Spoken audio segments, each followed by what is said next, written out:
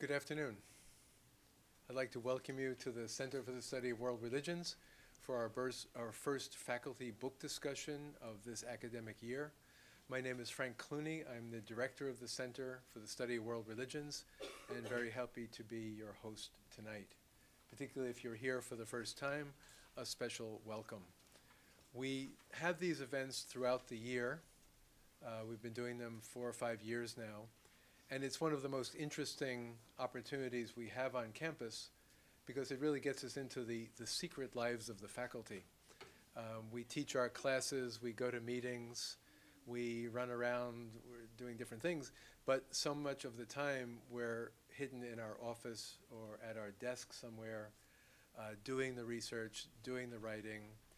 And so often when the book comes out, people will say, "Oh, nice cover, congratulations." And we never go deeper into what one another do all the time. And so tonight is really an opportunity to celebrate Professor Kienzle's new book and all the books that are behind it, but also to hear something about the process of the writing, the process of the thinking, and then to open it up with 2 discussants before opening it up for a wider discussion. So our program tonight will be simply, after I do a brief introduction for Professor Kienzle to start us off, she will take some time to tell us about how the book came about and how it fits in with research that came before it. And then I'll stand up again and introduce our 2 respondents, Professor Catherine Mooney from Boston College, School of Theology and Ministry, and Professor Alison More, who's here visiting in the program, Women's Study and Religion program. But to begin with Professor Kienzle, Beverly Kienzle is the John H. Morison Professor of the Practice of Latin and Romance Languages. She's also lecturer in medieval Christianity.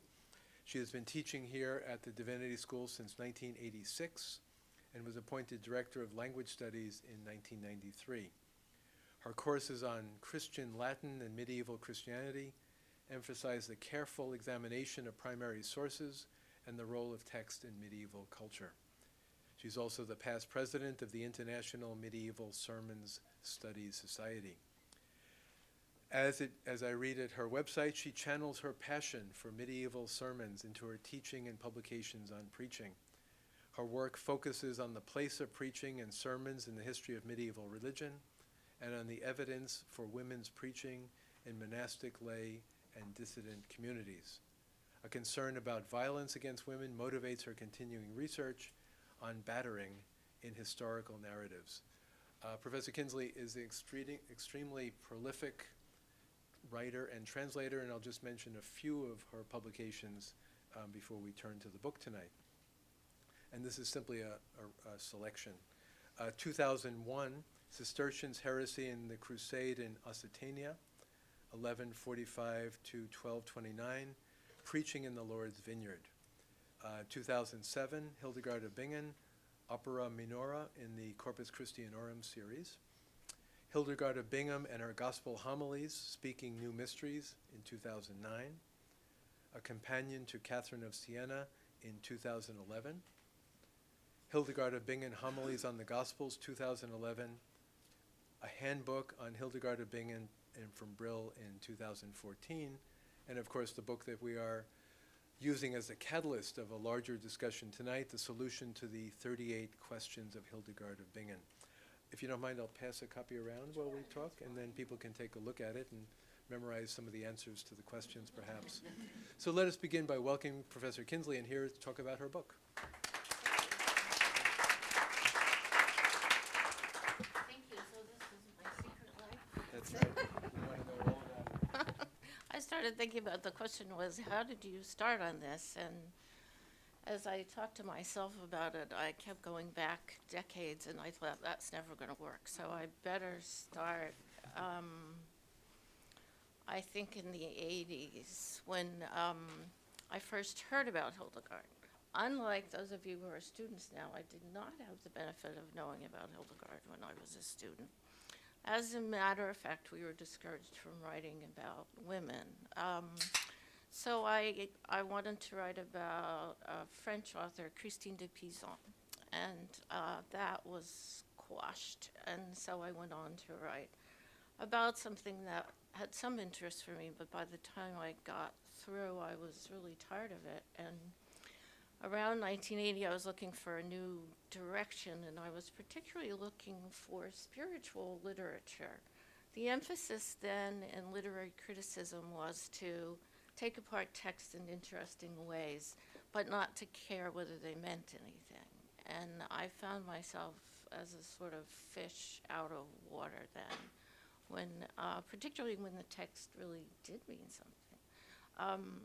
And particularly if they had religious meaning or if they involved violence against women, which some of them did. So I moved into the compelling and exciting field of medieval sermon studies. As some of my students will know, what could be more exciting than a medieval sermon? And it's exciting because there are so many different approaches that you can take to the text, and they open windows on theology and social history and literature and art and all sorts of fields, so that I found that I was happy in an interdisciplinary setting. But I worked mostly on Cistercian monks for about a decade, and I got charged with writing this huge volume called The Sermon, where I had a team of 11 people doing different areas of Europe and Jewish and Christian preaching. And it was sometime, by the time that got going in the late 80s, I think, around 1990, and I went to a Harvard commencement for all day, which I hadn't done before, so it must have been when I got a full-time job. And I was listening, the students were very rowdy that day, and all the honorary degree recipients were still men, so that tells you a little bit about how long ago, though it isn't that long ago. And the students started chanting, "Where are all the women?" And I thought, oh my God, I haven't read anything about women preaching in all of these, several years. I've been reading every Cistercian sermon I could find and Benedictine, and where are all the women? So I set out to try to find them in the early 90s, and Hildegard came up because Barbara Newman had published her book, Sister of Wisdom, and she mentioned a few places that Hildegard preached, though she didn't go into detail. That wasn't her focus. So I wrote her, and she very generously wrote me a 3-page letter. So that's pre-email. So that gives you another sort of prehistoric moment. And so I set out looking for them, and I found out that they were published in a sort of imperfect edition in the 19th century, and they really needed to be done in what we call a modern critical edition, that with very careful attention to variants in the text and all the manuscripts available, etc. So I signed up to do that,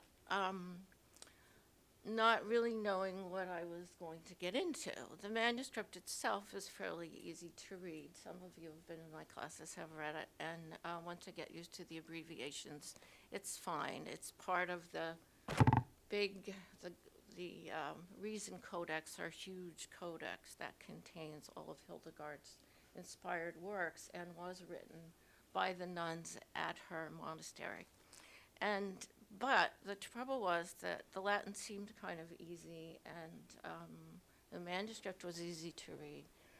But I had no idea what she was talking about. So I thought, oh my God, what did I get into? And as I looked through it, I could see some things that were familiar to me, like a big theme of medieval literature. Art, culture is a battle between virtues and vices. Cathedrals will have pride and humility battling, and humility will vanquish and pride will fall off the horse, as in the misconception of what Paul did. And so I thought, well, I can get a hold of that. And Hildegard wrote a play about the virtues in which they battle with the devil over a soul. And I thought, well, all these homilies that have virtues and even a faithful soul in them have to be like her theater, so that's something I can do. And then little by little, I made sense of it. But I found that I needed to get heavily into medieval exegesis because it was claimed that Hildegard just, the general view is often that she just had visions. And then she wrote out all these complicated theological concepts. And I thought, well, there has to be something going on. And it has to be coming from somewhere, even if it's her own very special interpretation. She has roots, after all. She was a Benedictine nun. So I started reading volume and piece of exegesis after exegesis. And fortunately, then our dear colleague, who is not with us any longer, Francois Beauvoir, had joined the faculty, and he was working on whichever volume of his 4 in the end, I think, 4 volumes of commentary on Luke. So I found that the easy way to learn medieval exegesis was to work on the passages that Hildegard exegeted that Francois had already investigated. And then I could find out what an acceptable interpretation of Luke was in the then 20th century. And Francois did some background about the late antiquity, early Christian interpretation. So that was summarized there. So I just had to fill in the Middle Ages, which was the part that I knew. And so I had some parameters to work with. And slowly I accumulated a collection of files, which is as wide as those 3 chairs there, of folders of printouts. That's before you could do all the things you can now with computers, of what previous biblical interpreters had said. And I went through them and I read them over and over again for years. And I realized that Hildegard was taking maybe a few words out of the theme and developing it in her own way. But she was very fond of certain biblical interpreters, such as Gregory the Great and Bede, and those people, and of course Augustine, and the people we think of as the standard biblical interpreters. But instead of going from point 1 to point 3 or 4 and repeating what Augustine said, she just pressed merge and put it into her own language and her own imagery. And that was fascinating to discover. And this is the volume that all these little tabs, that's how I keep track of the 58 gospel homilies that I edited with my friend Carolyn Music, who's very, very careful about details that I get very impatient with. So when you're doing a critical edition, you have to have what's called an apparatus, that is a set of footnotes, but threefold.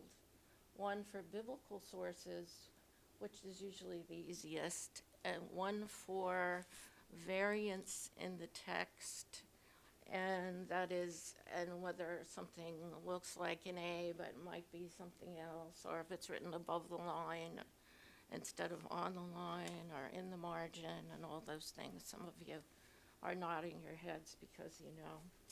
And Carolyn has infinite patience with those. And then there's this section in the middle, which is called the apparatus fontium, which is a set of sources. And that needs to be filled in. Now, no one had ever done anything like that for Hildegard, except for some of her learned words, which were studied very carefully by Peter Dronka.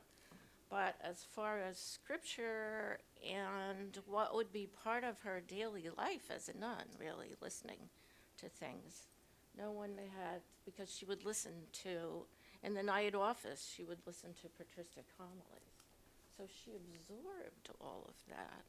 And she took away a general theme with specific words. She could also read and look them up later if she wanted, but she just would. She listened to that for most of her life.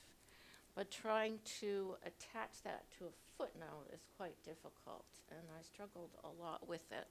But I think I came up with something that is certainly strong and tenable, and I would find her taking words from, say, the conclusion of one of Gregory the Great's homilies and developing a whole homily on them.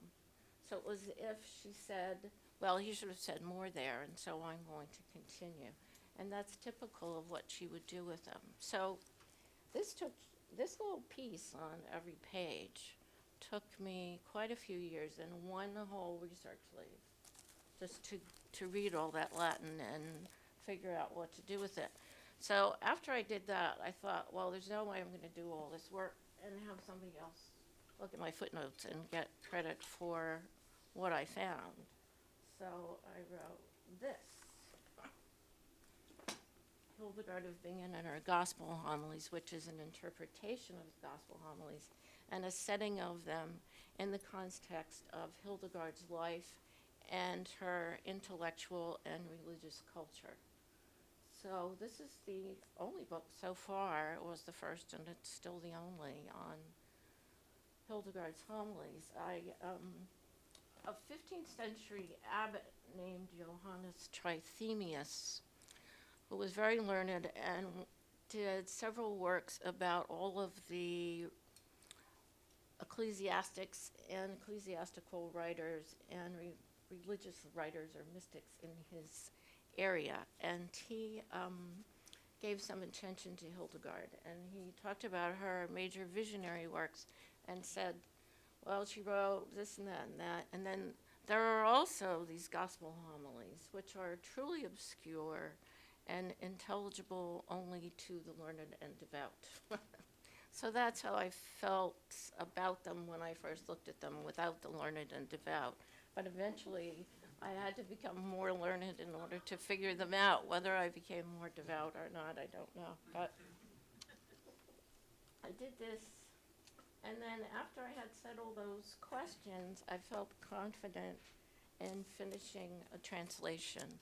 I found that I had a draft of a translation, and students contributed drafts of translations from the class, but I really didn't feel confident fixing them on paper until I really understood what she was doing, and that took quite a while. So this was the translation of them, and then I decided to do, I had 100,000 too many words for this volume. I cut out 60,000, and then I still had to cut out 40,000 more, and that was very painful. I was about ready to throw the whole thing away. And my dear colleague Nicholas Watson came over and went over with me what I could get rid of and safely put aside for the future. So the desire to safely put aside for the future led to doing one of these companion books with two colleagues. These, I don't know if you know Brill Publishers, but they started this series several years ago, and they made them strikingly lovely and got a lot of us into doing it. So I had done one on Catherine of Siena with two friends who know much more about Catherine than I do, and then I did this one on Hildegard to sort of bring in the pieces. And also I became very aware of how little German scholarship was known in the United States. I mean, the really serious sort of regional scholarship on the history of monasteries is in German, and there's not a whole lot in English. And so I recruited a few German scholars to contribute to that volume, and we translated their things into English so they'd be more widely acceptable. And then the last time this coming semester I'll be teaching Hildegard, but the last time before I think was 2011. And this solution to 38 questions remained with, I think, one article written about it out of all the volumes and volumes written about Hildegard, and a little bit that I wrote in here when I started in it. And I thought, oh gosh, exegesis, which is, by now you know what interests me and what I do that's different about Hildegard, and I thought, oh, I'd really like to translate it, but I was not feeling well, and my hands weren't up to it, and I had a wonderful group of students, and I said to them, you know, I have a challenge for you. If you'd like to help me, we could do this, and then we'd get this work into English, and people would know what it says and would know that Hildegard continued to write exegesis and that she used this form of solutions, which was used by men in the schools. It's just unheard of for a woman to do that. And so I had volunteers, and I thanked the whole class in the beginning, but especially Jenny and Stephen, who did drafts that I could use and go over and finalize. And when we, because some of them were really pretty difficult, just as obscure as the gospel homilies, but I made sense of them, and I was very happy to get this out and let people know that Hildegard was doing this kind of exegesis, and there were men who asked her to do it. So that's even more astounding, because communities of nuns wrote to monks and asked them, please tell us what this obscure passage of scripture means, and they get an answer. But here we have a case of a monastery writing to Hildegard at Villers, which was friendly to women mystics for a few centuries and holy women in general. So, but they said to Hildegard, please, please. And there's an exchange of letters in which they go back and forth about it. It's very clear that she knows that she's being asked to write in a genre that is called the solutio, the solution, which is not her thing. And she wouldn't just do it in a convent. But so they go back and forth, and poor Guibert of Jean Bleu, who's writing to ask her, has to keep writing and writing, and she says, I've got so much to do, I'll get it finished. And she finally gets it done when he comes to her monastery as her secretary, and she polished it off then, I think. But it's really quite fascinating, and it is unique, and this painting was done by my friend Anita Dana, whom I met just because she wrote to me and said, I understand you teach Hildegard, and I have a series of paintings based on my reading long before I knew her illustrations. Of course, I knew what that meant because we got some imperfect copies of her Chevius illustrations with when Matthew Fox made her popular. But before, and then the colors, it was 1980 or so. The colors weren't great, but Anita was reading before that and has these wonderful paintings. This one and also this one of the Trinity. That's in the middle of this cover are Anita's paintings, and I hope that when I'm teaching Hildegard, I can find a way to put them on exhibit for people to see and talk to her in a quiet space about what they mean to her. But that's kind of a nice way, I think, for me to wrap up, because in doing Hildegard, I've met fascinating people who are inspired not by what I do, but but by Hildegard in general, and how people who are inspired to paint, to write music, to sing, to do drama, just all sorts of. Hildegard was a multimedia artist, and many people are inspired by that aspect of her work. And they're very glad that I'm doing what I'm doing, because it gives them something to sort of build her up and say, well, she really knew what she was doing there. She didn't just have this amazing interpretation. So I've met some wonderful people that way, Anita being one of them, and a friend of mine who's a performer, a singer, opera singer, who does Hildegard performances. And I met a couple people who do Hildegard movies, and it's really a vast world of people who are interested in Hildegard that's opened up from doing it, and they just write to me out of the blue, so it's been very pleasant, and I've enjoyed it. I'm not used to working on someone famous. I spent my first decade or so working on obscure Cistercian monks. So, but I found out that that was very good training for doing this, because when I finally sort of kicked into gear and said, well, Hildegard was a Benedictine after all. So then, and finding the themes, they were themes of Benedictine spirituality were very familiar to me already. So I sort of, Bernard of Clairvaux and more obscure people gave me a good education to prepare for making sense of Hildegard. She's often written about as if she were not a Benedictine nun, but some sort of phenom for her time.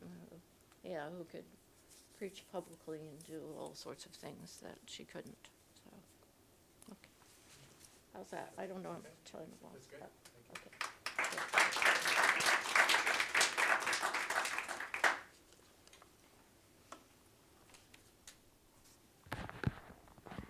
See, so it's actually true the secret life of scholars are very interesting. The wonderful combination of the precise detail, the exhausting work, and the fruit and the imagination that arises from that. And I particularly appreciate your generosity by naming Jenny and Stephen on the title. It's so good to be able to recognize the work that students do and to bring it in, which I think is a really wonderful thing, so thank you. So now we have two distinguished respondents who will open the book up for us and the work that is behind it. Let me introduce them both, and I believe they will have a system of sharing the presentation. So Professor Catherine Mooney, first of all, is Associate Professor of Church History in the School of Theology and Ministry at Boston College. She has her BA in History from St. Louis University, an MTS degree from here at Harvard Divinity School, and then her MA, her MPhil, and her PhD in Medieval History from Yale University. She's taught widely. She's taught also at Virginia Commonwealth University in Virginia, the University of Witwatersrand in Johannesburg, South Africa, where she was coordinator of the program in Gender Studies. And she also, interestingly, and this could be a topic for another evening, lived for some time in rural Argentina during the military dictatorship and the so-called Dirty War, working as a human rights advocate, teaching in a seminary there, training catechists and base community leaders. Her own research and teaching interests include medieval saints and hagiography, mysticism, Christian spirituality, with special attention to Franciscan and Ignatian spiritualities, women and gender in Christian history. And I should also mention that in 1991-92, Catherine was a visitor here in the program, Women's Studies and Religion program, so doubly coming back. It's nice to have you here tonight. Professor Mooney has many publications, and again, just a very selective list. For instance, from 1999, she's the editor of a volume called Gendered Voices, Medieval Saints and Their Interpreters, and contributed several pieces to it: Voice, Gender, and the Portrayal of Sanctity, and then Imitatio Christi or Imitatio Mariae, Clare of Assisi and Her Interpreters. In 2006, Nuns, Tertiaries, and Quasi-Religious, the Religious Identities of Late Medieval Italian Holy Women. 2007, Interdisciplinarity in Teaching Medieval Mysticism, the case of Angela of Foligno. Also in the same year, The Changing Fortunes of Angela of Foligno, Daughter, Mother, and Wife. Skipping ahead to 2013, in the volume called Catherine of Siena, The Creation of a Cult, the essay Wondrous Words, Catherine of Siena's Miraculous Reading and Writing According to the Early Sources. Currently, Professor Mooney is, her newest book is Regulating Women, Religious Women, Clare of Assisi and the 13th Century Church, which is forthcoming from University of Pennsylvania Press. And currently she's working on another book about portrayals of Clare of Assisi in art and hagiography in the 15th century. Our second respondent, Professor Alison More, is a local visitor this year, also at the Women's Studies program across the grass there, not too far away, and comes to us from the School of History, Classics, and Archaeology at the University of Edinburgh. She is here at Harvard as an assistant professor of women's studies and the history of Christianity.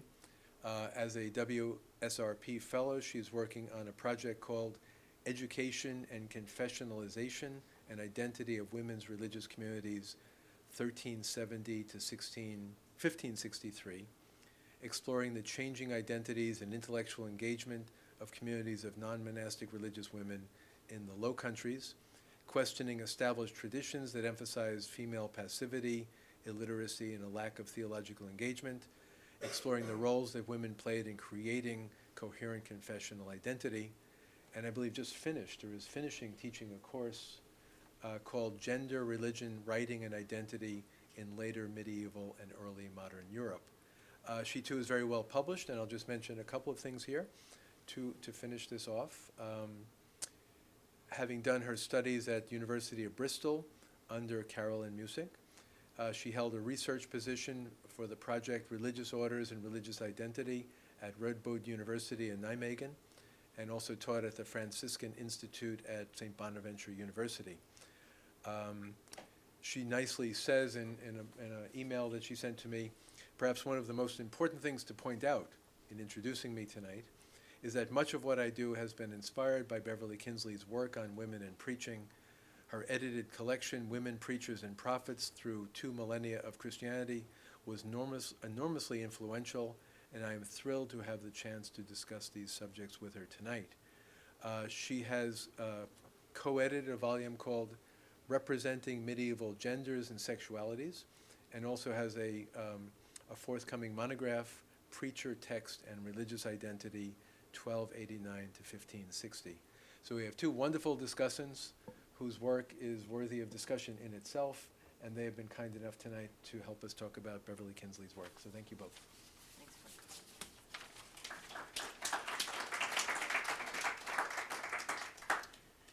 So Alison and I are going to share the podium and share questions. We have some questions that are on the same topic, and we're going to keep turning it back to Beverly so she can continue to enlighten us on the topic of Hildegard. And I think I'm going to begin. And at first I'd like to say it's nice to be back. I've always felt an ongoing connection with HDS. So I wanted to begin with a large question about Hildegard and Hildegard's studies. Probably many of you know Hildegard's been enjoying a renaissance of interest for 25, 30 years easily. And it's worldwide, but it's been very clear in the United States. We have many critical editions of her works now. In the 1960s, we didn't. Now we do. They've been pouring off the presses by people like Beverly, who've kind of put in a great deal of work on them. So we have, and we have publications of her letters.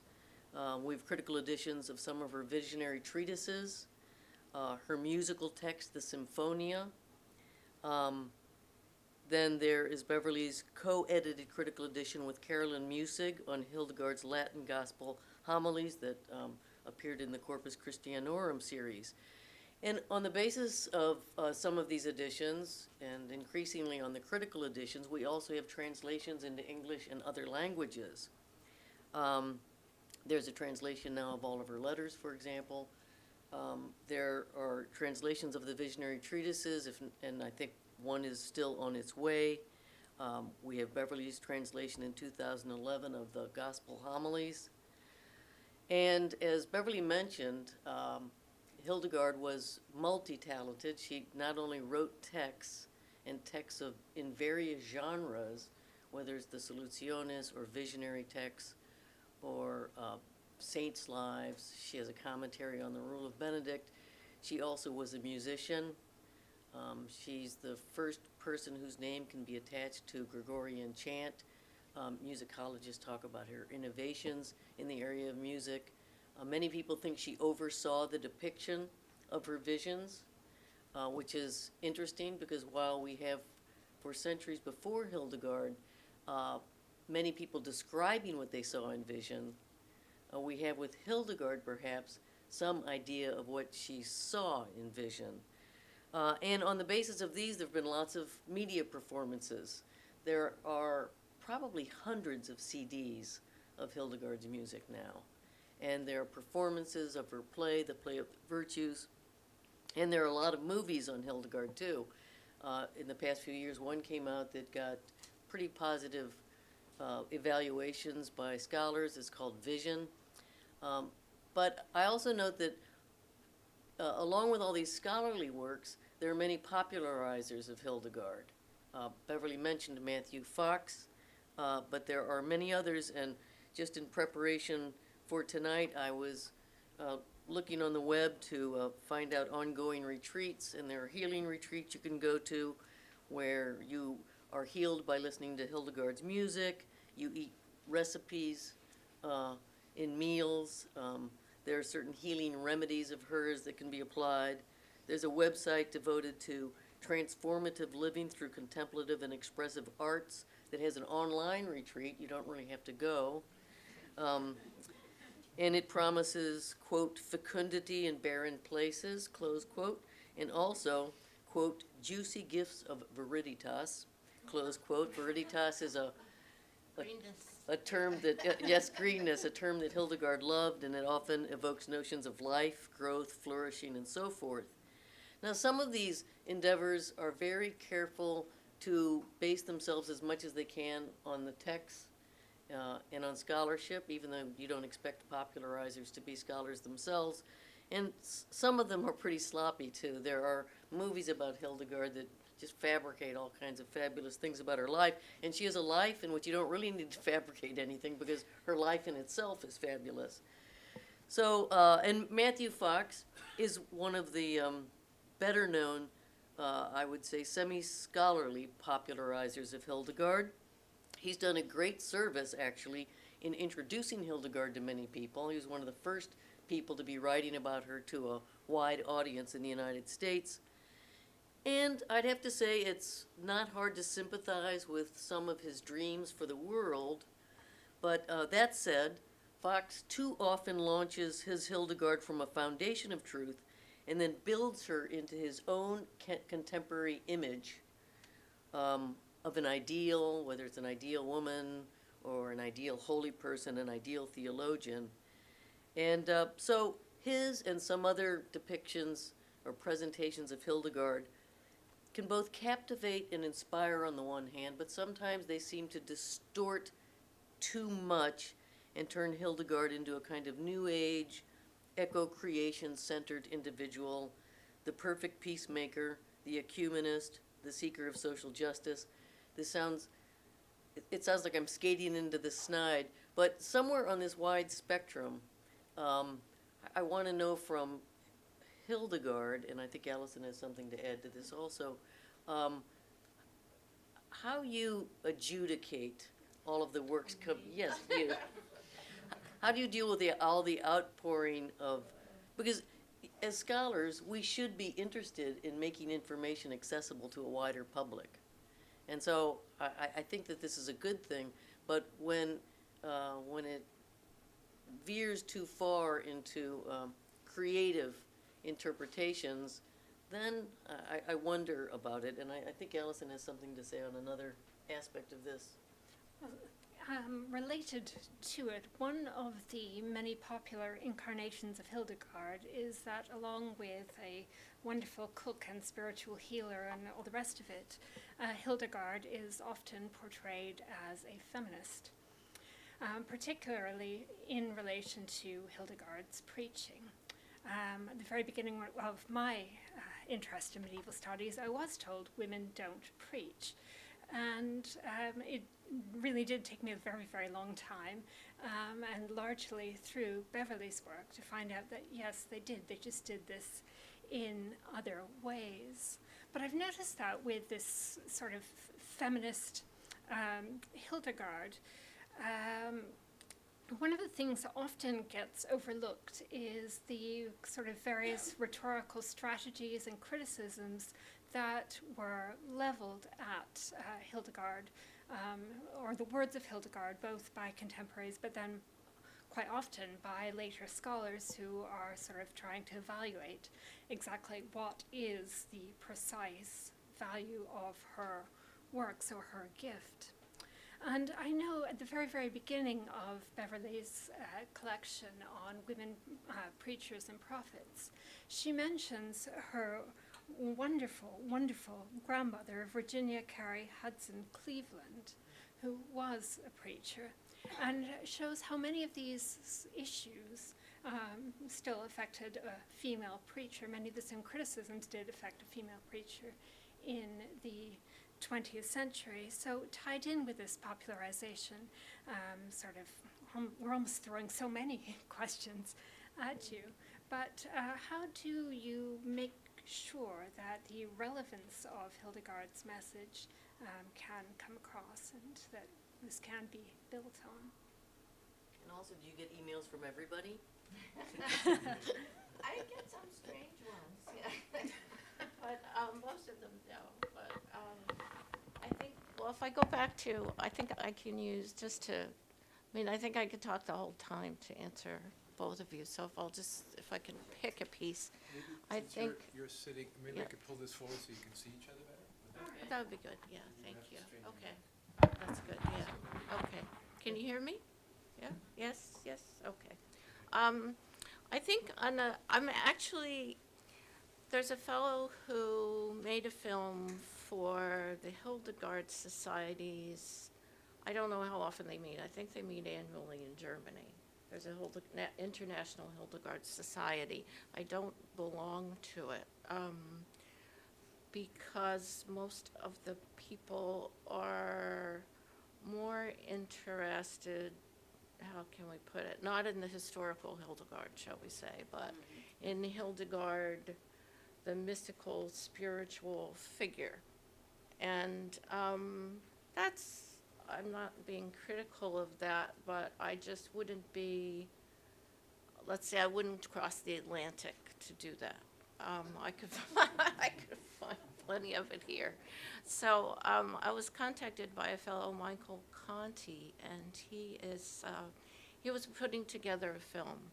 And he was inspired by the singer and performer I mentioned before, Lynn Maxwell Keller, who's a mezzo-soprano and performs Hildegard. And actually, she sent me this from Bingen, which arrived just a few days ago, just in time for tonight. And she made a film of her one-person play about Hildegard, but she also interviewed about 8 or 9 scholars, and each for 5 minutes, but I got 2 for, I think, 20 minutes, so I felt very privileged. But she was very interested in Hildegard's preaching because no one else had talked about it. But her film was really quite well done, and Michael Conti saw it and met Lynn and wanted to follow her direction, but reflect on the impact that Hildegard had on his spiritual life when he was sort of, New Age would be a good description for him, wandering across Europe trying to find himself, and landed in Eibingen, where the current monastery of Hildegard is. And he is a great fan of Matthew Fox.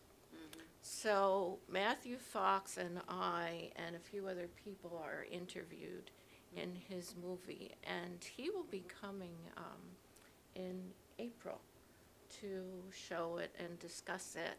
And Robert Hensley King will be helping us, who knows about film, which I don't, talk to him about it and how he put it together, etc. So I haven't listened to everything that Matthew Fox has to say now. I've only seen some little clips, so I don't know quite where he is, but I think he's probably behind the people, as you mentioned, to see Hildegard as the saint of the ecological movement, but sort of, which is easy to see. However, she's not out protesting against the abuse of the earth. Right. And I'm not sure whether she would be leading that if she were here, since she was a Benedictine nun, but it's just these sort of giant leaps in history, I think, are the hardest piece to deal with. So when Michael came to see me, he started off with, he says, well, I really got to have somebody who knows history, because everybody else he just sort of went like this. So I thought, oh boy, so is it true that Hildegard did this? Is it true that Hildegard did that? And I just said, no, there's no evidence for it. That's what we say as historians, there's no evidence. And I just felt that I had to butt in and make a correction if he was making that sort of leap. Yeah. That, and there was one woman on Lynn's film who said, she spoke of some text of Hildegard's as a prayer that she gave before she preached to the public in Mainz. And I said, what? I mean, I don't even know what she's talking about, or what because Hildegard wouldn't have done that. She would have been condemned by the church. She wouldn't have dared to do it. She found a way of making her voice heard, but she did it within channels. I mean, she pushed the channels as far as she could, and she had good connections to do so. But she still stayed within them, and if she was moving to the edge of them or somewhat outside of them, she had people who went with her, like who were asking her to do it. So she makes it clear when she's answering these questions that she says, well, basically that she's subject to male ecclesiastical authority and to her revelations. However, this is what she has to say.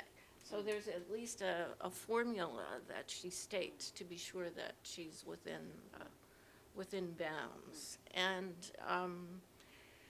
so I find that if people are telling me about Hildegard preaching on the street corner, like Speaker's Corner in Mainz, I have to say, no.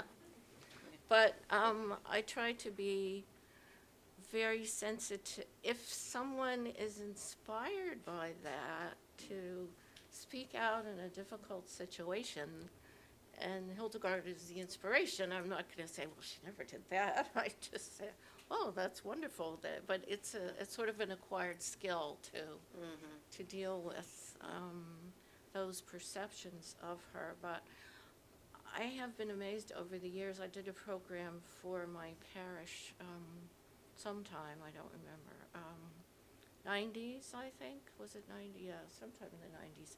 A Lenten program, and we did a saint a week. And we did the Ordo Virtutum, and she motivated and spoke to people in the group, in the parish, who were not theology students or anything that trained them in theology. And the images just really got them, and they loved them. And they were delighted to perform the Ordo Virtutum, and they saw it at work in their offices and with people that they knew.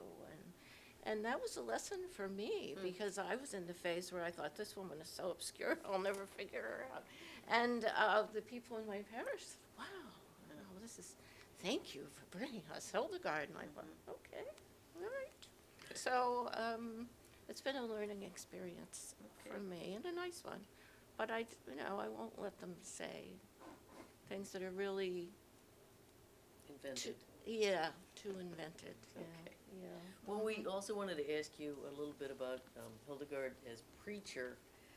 Right. That was Yeah, and your sometime collaborator Carolyn Musig has studied medieval monastic preaching, and she notes in one essay that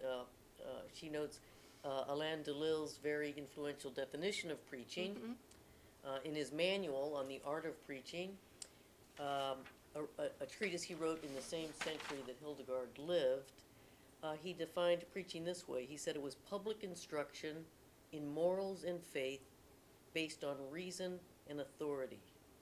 And Musick observes that this and other definitions of medieval preaching that we can find in the text give us certain aspects of medieval preaching, but they never really discuss the various forms that a sermon in the Middle Ages could take, because it came through specific forms.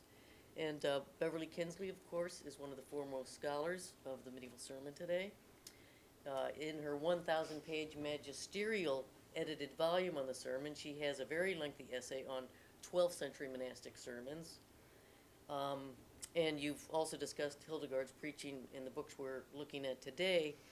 Now, one of the most oft repeated claims about Hildegard is that she went on 4 preaching tours. These were between 1160 and 1170, one to the north of where she lived, one to the south, one to the east, and one to the west. And so I was intrigued to read in the introduction to this that Beverly said it's a misnomer to call these preaching tours. And yet at the same time in all of these books you talk about Hildegard as a preacher. Right. So I have some questions. Are you going to comment on preaching too? She already, yeah. Well, I think we gave for well, that. I didn't Let me get just to- give you the kinds of I didn't questions get to answer, Allison, yeah. some of the Yeah, questions I'm so- thinking about. What sorts of discourses count as Hildegard's preaching? And you note that on these tours she probably was speaking in monastic chapter houses rather than cathedrals. I'm wondering who invited her to preach, and if she did indeed preach in these chapter houses, and if her listeners perhaps also considered her to be a preacher, why can't we call these preaching tours? Oh, okay. Well, that's, where do I start? Well, I would just say in cathedrals, there's a chapter house too, so that's probably where she was. Oh, well then Like her even more good so, why can't we buddy- call these preaching tours? Well, because she didn't go sort of like, all right, I'm going out and go around and make a circuit. She went in and out, in and out, in and out. So if you look, I would just a quick answer. When I first read I read a German biography of Hildegard, and I thought, wait a minute, is this a typo? Because he'd have her going, one preaching tour I think is between 1161 and 1163, and another one's in 1162. And I thought, now wait a minute, this is, numbers are not my thing, but something's wrong here. And then they were in different regions. So, I think I've seen that. yeah, if you plot them out, it just doesn't make sense. So she did go to those places, but she didn't go on what we would call a tour. Yeah. So she went And- to one place and then went back to her Went back to her monastery? monastery, or maybe she went to a couple, but then she went back, and then she went out again. And her preaching in Cologne was in 2 different years, so, or other places. It wasn't like she, Could we call these preaching gigs? we could, yeah. I think I decided to call them journeys for, I don't remember what I came up with, but something, the preaching tour thing is a little bit of a I see, cliche. yeah. And the German historian Franz Felten makes a note, and he does a review of literature on Hildegard that came out around 2000. And that's one of the bones that he has to pick, that people keep, in Germany and in the United States, keep repeating the notion of preaching tours. He says it's a myth created either in the late 19th or the early 20th century. And then he lists some of the people who repeat it and disagrees with them. So it was not adding up to me. And then I found, when I read that article, I thought, oh, okay, this is what, because to string it all together when it really was I don't know. I haven't been, so I used to go to Boston College from time to time for dissertation defenses I've been over, and of course I spent many years there, but if I came back to Cambridge, or when I lived in Needham, came back to Needham, was I making tours around Boston? I mean, Yeah, I see. did you see what I mean? Does that make sense? Okay. On the definition of preaching, I thought maybe you'd bring that up. So in my giant directed volume, as it's called, because it was more than editing about the sermon, we decided, that is, we being the scholars in the writing for the book, but also the membership of the International Medieval Sermon Studies Society, that we needed to think about the definition because everybody just uses Alan of Leal's definition. But it doesn't really describe everything that goes on, as you say. So we came up with a new one, and I had to remember what it was, so I brought it with me. And basically, we used some of his, but we left out his insistence on public and manifest discourse. And we left out something where he says that it should be based on authorities of this, that, and the other, what he says. And I had started reading, as I searched for women preachers, I was also reading about lay preaching and getting interested in that. And nothing's worse than a heretical lay woman preacher, I found out. But they were called prostitute preachers, the Waldensians, who were a popular movement that thought that all people had an obligation to spread the gospel. So Waldensian women were really despised. In any case, I was wondering, what do we do with them? By the time this book was ready to come out, and I didn't want to delay it anymore, I just said, we have to account for these, but we're not going to go into great detail about them in this volume. But while I was wrestling with all of that, and that we discussed the definition of preaching at 2 meetings of the International Medieval Sermon Society, and I came up with a reduced version of Alan of Leal for the 1992 meeting, and I was quite delighted to find out that as I wanted to loosen it up a little, and some people wanted to tighten it up, the people who were most outspoken about opening it up were the Dominicans. Figure that, because they're friars, and their preachers were preaching everywhere. If they found a group of people and they weren't in a church and they weren't in a pulpit and it wasn't a liturgical framework and it wasn't this, that, or other, they still considered their preaching to be preaching. And it was actually Simon Tugwell, a famous writer on Dominican history and spirituality, who was most firm about it. And I thought, well, great, thank you, Simon Tugwell. That gives me a broader definition to work with and gives everybody one. And so that's what I've done since then, is use this opened up definition, which many people in our Sermon Studies Society or who read the works do, because it takes away restrictions. As Marjorie kept said, I didn't preach, I didn't step into any pulpit. She was right. So, well, she wasn't right. She was right in making that distinction for her time, but we still think she preached, even if she wasn't in a pulpit. And the same applies to my grandmother, who was teaching a Sunday school class every Sunday, which was livelier than the rector's sermon. But she was doing it before the service, and she called it teaching.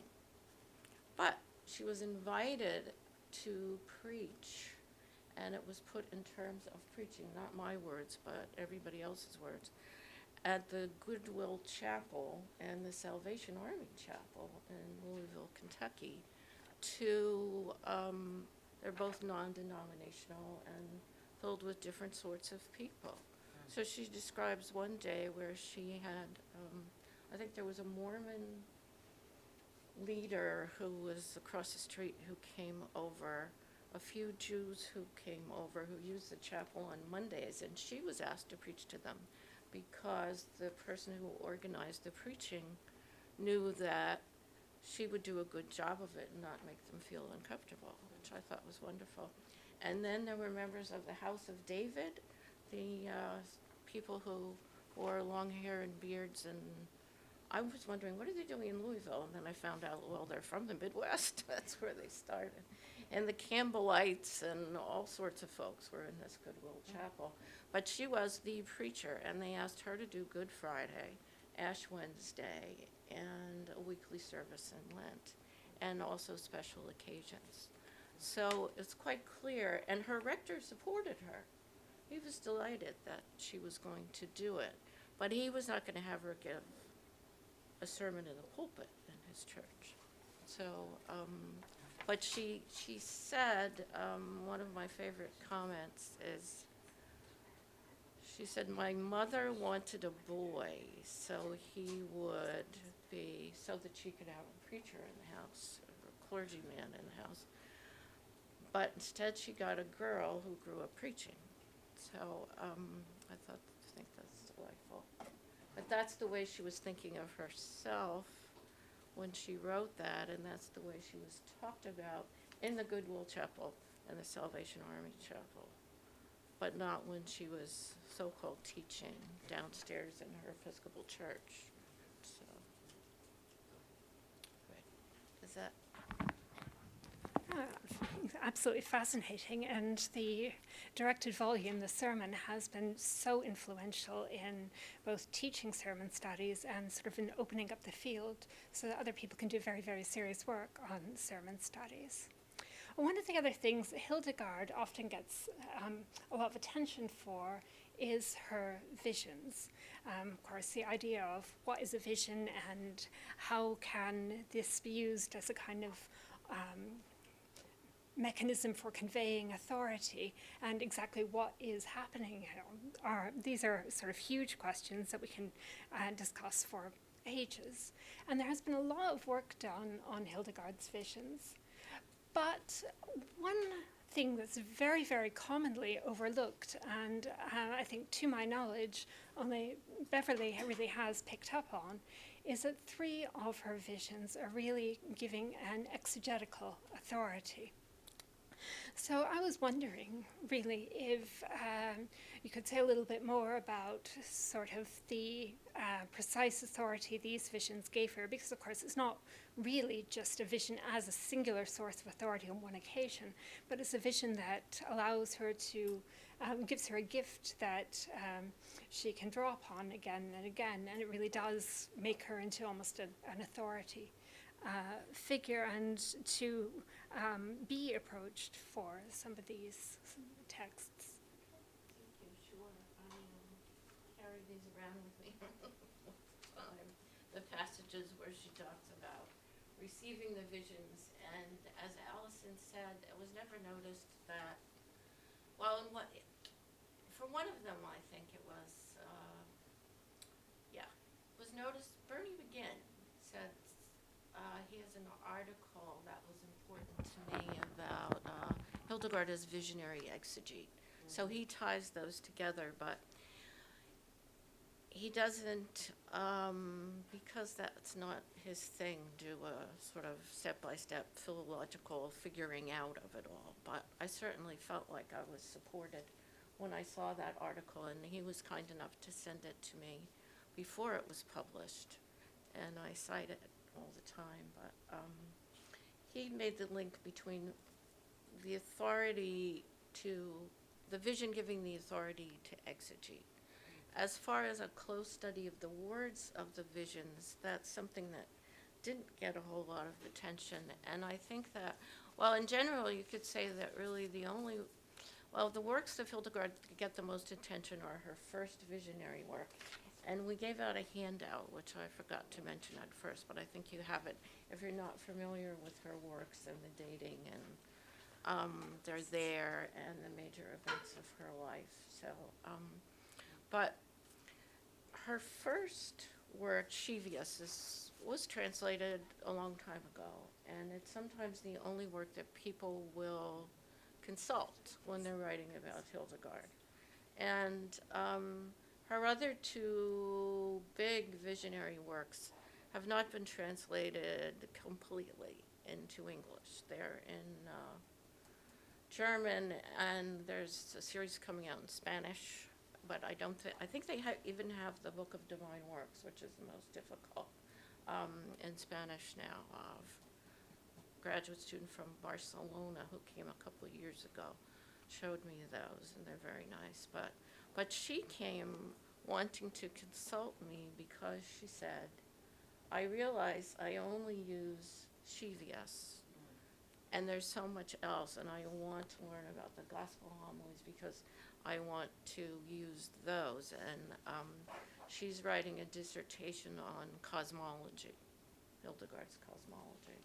So, but Shivias itself, I think, so everybody knows the English translation of the passage where Hildegard says that she got the visions, but I think they don't completely get what the Latin means, because they take it as a statement of her lack of education and not as a statement of a lack of a particular type of education.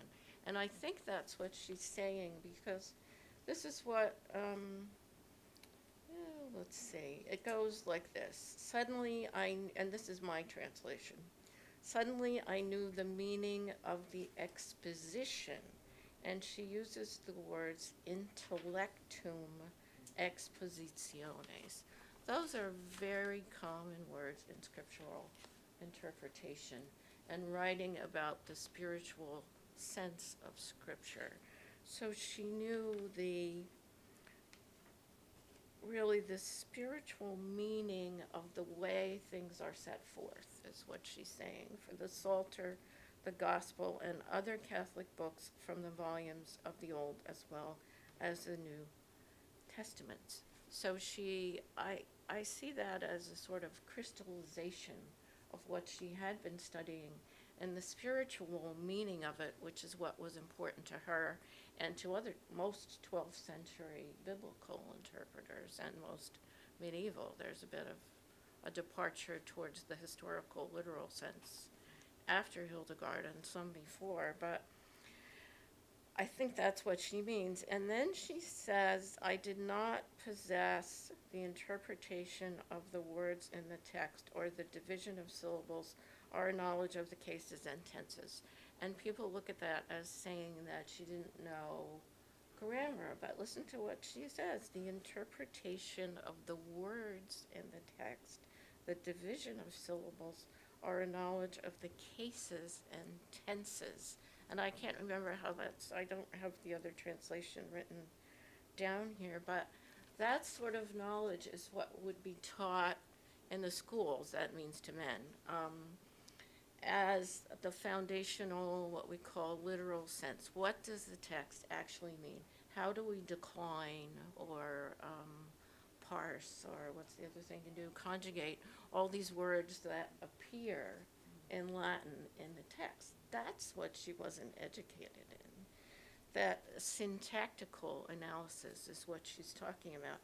And she uses in another, and then the spiritual understanding she comes from, and that's the interior intelligentsia, that she uses that phrase, like the inner spiritual meaning. And there's a letter that, she and Bernard of Clairvaux exchanged some letters. One of them's a forgery. But even when you take the forged part out to make it look like he was spending more time writing her, there's still something there where he says to her, the Spirit speaks where the Spirit wants to speak. Who am I to question you? Now that was interpreted as being sarcastic and a few other things by some people. But he's actually quoting scripture twice from, I believe it's 1 John, and saying, who am I to say where the Spirit speaks? It's the Spirit who decides where the Spirit will speak. But she says to Bernard, when she writes him, I know the spiritual understanding of the exposition of the books. Now that's just what she said in Shivias, which were shown to me from the vision, which strikes my heart, teaches me, etc. It does not teach me literature in the German language. Now that's been translated as literacy in German, but that's not what it is. It doesn't teach me letters, excuse me, plural. And then maybe Alison could read the last sentence. I do not know it, but I know how to read only simply and not by parsing the text. Right, so she uses, I think I need some more water, thank you. the Latin word is obsessione, which means to cut up words, and that's what she uses. So she specifically is talking about what she said before with explaining cases and tenses. That she's not saying she's illiterate. She's saying, thank you, I didn't get to learn what the boys got to learn. So I try to figure it out on my own. Could I ask you how this compares with some of the Italian holy women I study? So I tend to study people in the 13th and 14th century, holy men and women in Tuscany and Umbria, and so later than Hildegard. And it's interesting, in a number of lives of women in particular, they do talk about the acquisition of Latin, and they present it as something that's happening miraculously. So I'll just give you a few examples, but there are really many. Margaret of Città di Castello was blind from birth, but it's reported in a hagiography about her that she learned Latin by divine infusion, and she would use it to correct the grammar of school children. There are a number of women who we might call failed students. So Margaret of Faenza was told to learn Latin since they were preparing her to be abbess of her monastery. She started, but she got bored by the Latin lessons and gave up. She was sure that God would teach it to her. And sure enough, that's what happened, and she's, miraculously able to understand Latin. We all wish it could happen this way. And then, so I've wondered that's just a few examples, if, since these are hagiographers talking about women and abbreviating stories and perhaps embellishing them, if in fact it was something more along the lines of Hildegard. But then because we can read what she herself says about this, but then we do have another case of a woman who both wrote a lot and was written about, Catherine of Siena. And she presents a very interesting case because she reports that she learned to write in the vernacular during her sleep when Thomas Aquinas and John the Evangelist came and helped her learn. And then her hagiographer recounts that she learned to read Latin, that she tried to learn to read Latin, but she gave up and again had one of these miraculous. Now, is Hildegard, is she the first in the line of these people? And what do you think's going on with these hagiographers? Or even someone like Catherine of Siena, who says that her own ability to write in the vernacular was miraculously given to her while she was asleep, and I guess dreaming of Thomas Aquinas. No comment. And Dominic, well, she just, I guess he didn't teach her. He told her she should go out and preach.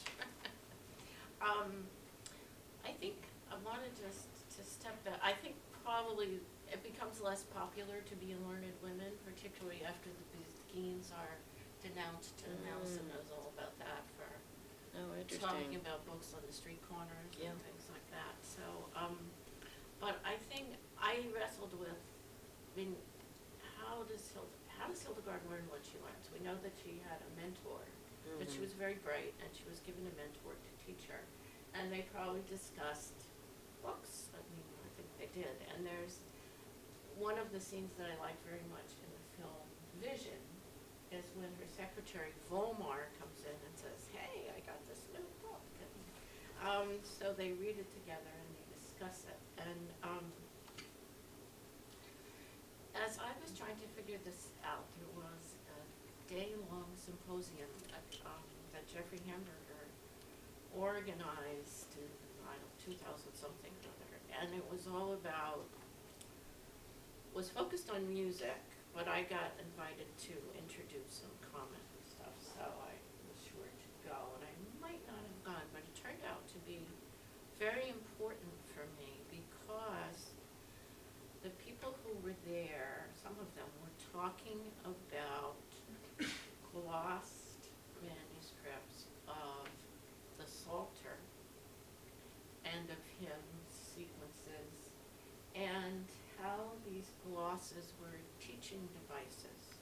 Now, I had read about that in the schools, what men were doing, but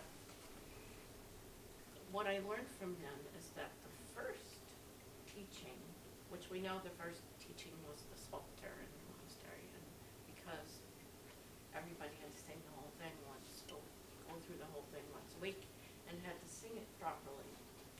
But I think when I had read about that before, it was just presented as a sort of parroting of what was heard without any instruction, but that isn't the case because as glossed psalters are studied, the glosses mean that there's an explanation of what the words mean. Sometimes for hymns and also for the psalter, which are poetic, there is a straightforward declarative sentence made out of the poetry, and those are put together. So the whole thing is simplified for teaching. But there are explanations of words and even some cases and tenses. So that if Hildegard insists and people write to her and say, this is great, but we know you are only taught with the Psalter, because they seem to be concerned that she might have been, I don't know what, there are stories about women saints who sneak into monasteries and dress as men and find out who they are until they die.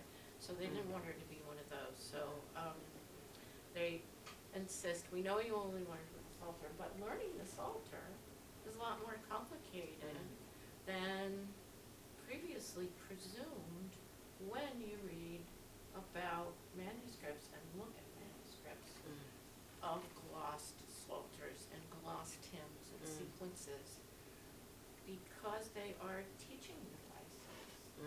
So that gets someone who's intelligent a lot further than just being able to sing the song. And they do it every day. And so all of this is picked up by ear, if no other way.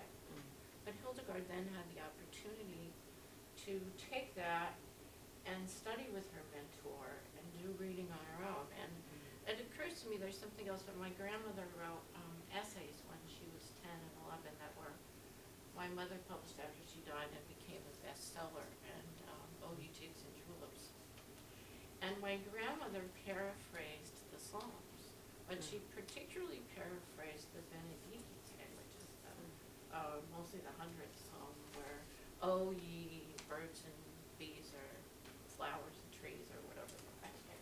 She paraphrased it so much that I can't remember exactly what it, I have to go into liturgical mode and sing it in order to remember it exactly as it's supposed to be.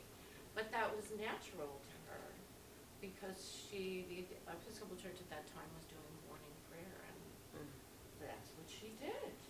So she would paraphrase it, and my mother had the hardest time convincing people that that's how she knew. And so she finally got, an Episcopal Book Club did a little bookmark with the opening verse of the Benedicite, and my mother got a huge pile of them, I still have some of them, and sent them out to people. Because they said, she couldn't possibly have known a Latin name for something, that's really too highfalutin for an 11-year-old. But it wasn't, because that's what she learned by memory. So Hildegard learned a lot by memory, and she tells us that she remembered everything she heard. And she obviously was brilliant, so I don't doubt that. And she built upon that to strengthen her knowledge, and she has lots of exchange. There's a whole network of monastic exchange of learning in which she participated. And people writing her, bringing her books, asking her opinion. So you imagine her engaged in a conversation with someone who has a work and is reading it to her, and she's commenting and they're discussing it. So it's an ongoing process of education, which we have as students and professors or friends or colleagues, we hope, and that builds up knowledge, and she was part of that. So I think with the Italian women, they had moved away. They were still doing liturgy in Latin, so they got to the point where they heard it enough that they knew it. And to correct the grammar of school children is not a big deal. I mean, no, if they are saying something that, they're probably saying simple sentences that are matched in liturgical Latin. And umlo Charles Fiennes's Yeah. sermons Mhm. are really paraphrases, reworkings of liturgical Latin and prayers. Mhm. And Mhm. it's all Mhm. in her head, but she brings it out the way she wants to. Yeah. So Hildegard's more complicated, Mm. because I think she, through her network, she had access to educated men and relatives. She had some relatives in high places and very well educated. And so she was able to do that, whereas later on I think it became more difficult for women in monasteries to do that. How are we doing on time? We usually stop by 7 at the latest, but, so we have time if you have more insights or questions, or we could open. Do you have it another for- question? Just because Beverly had mentioned the Beguines, had to. You should say something about that. Yes. In these women, for those of you who aren't familiar with the Beguines, they're a movement of women who almost lived between the lay and religious spheres. There wasn't a sort of canonical Beguine order, but it was women who were commonly called Beguines, as one of their earliest defenders writes. And as Beverly pointed out, they got into all sorts of trouble the later 13th century, and particularly in the 14th century. But as we were discussing, especially with Hildegard and with exegesis, one of the things that sort of springs to mind is that so many of the criticisms of the Beguines were stemmed from their poor knowledge of the Bible. Guibert of Tournai criticizes the Beguines for all sorts of things. But particularly, he says there are these women, they're not nuns, they're not lay women, and they gad about teaching in the streets. And they base all of their theology on these vernacular Bibles or vernacular biblical texts, and we don't really know what's going on. So, of course, before they ended up being condemned for all sorts of other things at the beginning of the 14th century, this was something that was really did come up. But they had the same idea that I think Kathy mentioned with the Italian holy women, and also that Beverly has written about eloquently with the learned ignorance, or the different kind of schooling. And that was quite common, and that was quite well accepted. So that wasn't so much a question, but... Yeah, no, thank you for filling that in. That's great, yeah. I had something I could ask to two of you, which I wrote about it, and I don't know the answer because I didn't have time to check it all at the time that I wrote something, and I got this sort of sent off as it was. But as I was thinking about Hildegard and other female visionaries, Hildegard hears the voice of God speaks through Hildegard. She does not get into conversation with saints, in, say, sharp contrast to Birgitta of Sweden, who has a conversation with the saint for whatever big event's coming where she has to make a decision. So she's in conversation frequently with saints. And Hildegard doesn't talk to saints. She sings and, in a way, preaches in song about some saints, but she doesn't get into dialogues with them. And so I wondered, because I don't know all the others as well, if there are others who restrict themselves to God, and if she is she being very deliberate by doing that, or is it just too early? So I'm wondering what you think about that. Well, you know, it never even occurred to me that she doesn't talk to saints. She doesn't. Yeah. Yeah. I'd have to think about that. I know some of the Italian women saints do have interactions with saints, and I think it's Margaret of Cortona who visualizes herself sometimes with saints or in heaven, and so there are whole little stories you can follow. So I never even thought about that with Hildegard. I don't think I can answer that. And Catherine of Siena, I'd have to look at. Yeah, well, she either talks to them or they appear in dreams. Right, they appear in dreams. That's not the same as talking to them, No, but right? it's a Right. kind of inspiration, because Hildegard says she didn't learn anything from dreams. Right. I think was being very careful about defining her visions to go along with Augustine's criteria. Yeah, of yeah. corporeal, intellectual, and Very imaginative careful visions. about it. Right. So, Right. but Mm-hmm. is she deliberately being careful about not getting her authority from saints? Well, since I can't Or answer is that she question, not? can you? Let me Well, I don't have let the me ask you a answer. question about her authority, Yeah, because yeah. with a lot of these women saints, when the women say they make self-deprecating remarks, it's considered to be some kind of a topos, a humility topos right. too, and you know Hildegard's very clear that she's submissive to male authority.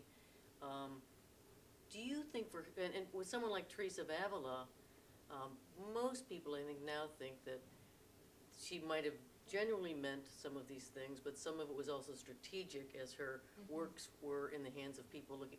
Do you think Hildegard was using a strategy, or do you think she genuinely believed what she said when she called herself a poor little woman? And Well, I would say it's a bit of both. okay, I mean, the strategy became very clear to me in here, I think more than in the others. I mean, I think she was hesitant at first to write. Yeah. That just, women didn't do that. And she was really, I mean, there were some revelations before her, but not as there were afterwards. And also, the other thing when I was comparing her to other holy women is that she, as you said, writes in different genres, and they tend to stick to revelations, spirit authorized only. But she is very careful here in her correspondence with Cuvier to limit herself to male authority and to say that she had visions about it. And I would say it's less convincing to me here, which is near the end of her life, than it is early on. yeah, makes sense. So I think it's a process Yeah. of, she needs to, she wants to do it. They want her to give her answers, but they don't, there's one voice, it's Guibert of Jean Bleu, and he puts the words in the mouth of someone else and makes the someone else anonymous, I think is the way it goes, to say this woman was freed from the constraints of Paul against women's teaching and preaching because the Holy Spirit speaks to her. That's as bold as, which is pretty bold. And it's a man who says it, but it's probably Guibert saying it, but he attributes it to someone else and doesn't name the person. So I think that shows that they're very much aware of these boundaries, even if they push them out. We have, before we break, and people can stay around for informal conversation, you don't rush to leave the room or anything. We do have time for a couple of questions, please. Mr. Madigan. Yeah. Thanks to all of you. Beverly, I wanted to go to this question of visions and gender. And one way of getting at the question is to juxtapose Hildegard and Joachim for the art. You've got two 12th century figures, two Benedictines, two novel exegetes, and two people who claim to have visionary experience. And Joachim says explicitly that God revealed to him the key to the entire scripture. Right. And of course, his interpretation was a very dangerous interpretation of the apocalypse. So in the 13th century, a Franciscan minister general was deposed for being a Joachite. So it's a very dangerous interpretation of particularly the apocalypse. So I'm wondering if Joachim isn't a male, using his appeal to a revelation from God, visionary experience, if you like, in more or less the same way that Hildegard is, to sort of claim authority or justify his exegesis because it's been revealed to him by. Yeah, I think he is. I mean, obviously Joachim is much more learned, and he's taking his vision a lot further than Hildegard does. But I think that through my mind passed a few times, but I didn't get to bring him up. Rupert of Deutz is the other one. But there really aren't that many. If it's such an easy way to claim authority for your exegesis, I suppose we would wonder why more people didn't do it. But they're really Joachim and Hildegard, and then Rupert of Deutz. Rupert of Deutz is preceded Hildegard, and I would be fairly certain from the echoes of his work and her writings that she knew him. And he talks about the gold stream rushing down, and so there's some echoes of that in Hildegard, but what's very different, so I would say that, well, she knows Rupert, but she's not really imitating him, because this happens to him after he looks at a cross. And Hildegard doesn't have contact with any physical objects, unlike later women mystics. I don't remember whether Joachim, does he gaze upon anything, or does he? Yeah. So in a way, they'd be more, and Hildegard has plenty of fiery language, as he does. They're a little bit alike in that way too, quite a bit alike in that way. When she's railing against the clergy and for simony and for not persecuting heresy and so on, she's very strong. I don't know if you'd say she's as strong as he is, but possibly, yeah. So they are very much alike that, where Rupert isn't, that's not his thing. He wants to do his big volumes of exegesis, yeah.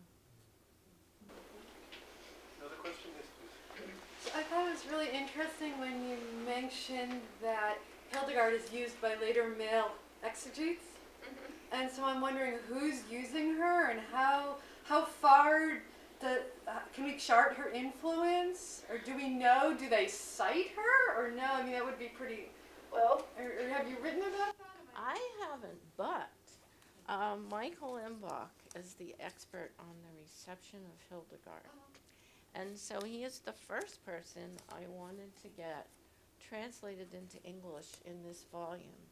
So he has an article that condenses a huge book in German, and he keeps track of everyone who used Hildegard.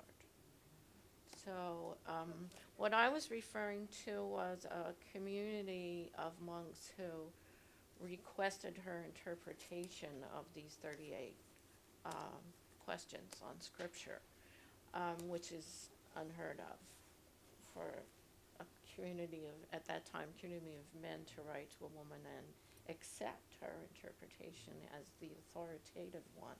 But it certainly connects to her reception, and you might want to look at this and see his article. It's very, very detailed, and he finds everything and is constantly in touch with people. That's just what he does as a reception of Hildegard.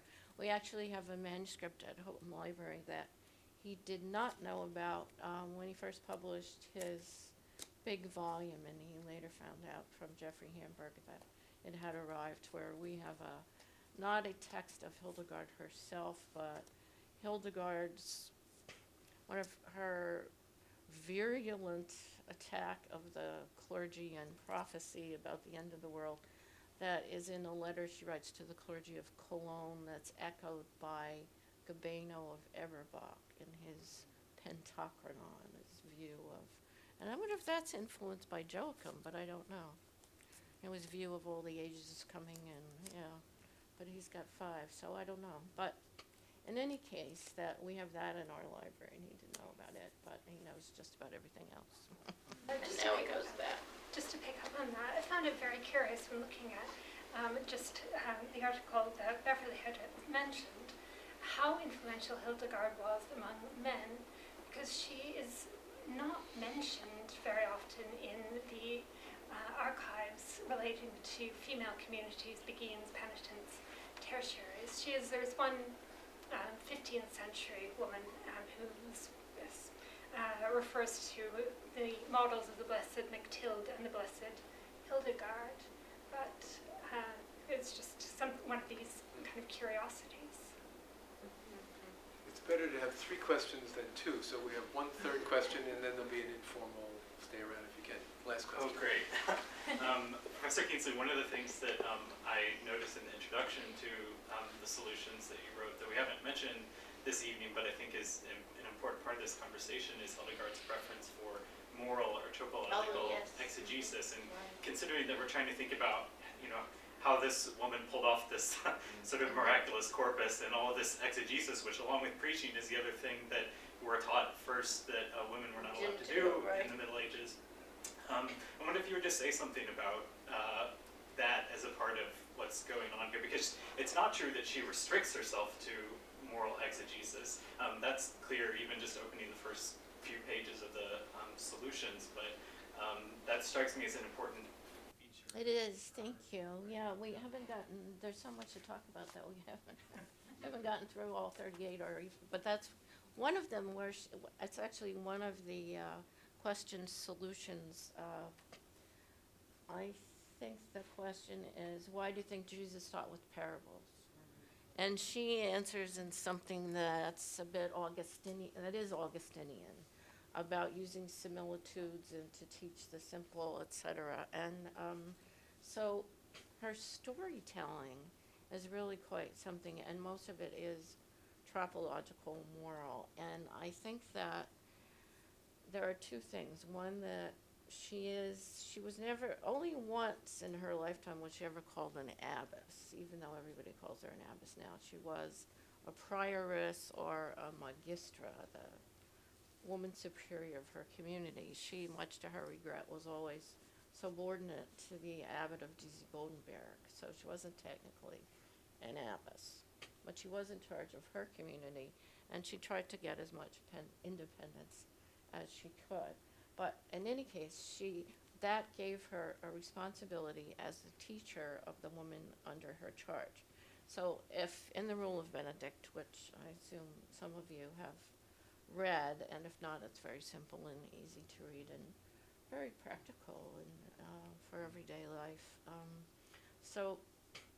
But it talks about the responsibilities of the abbot, and one is a regular explanation of the rule, which are the chapter talks that then become or a form of preaching and are often written down later as sermons.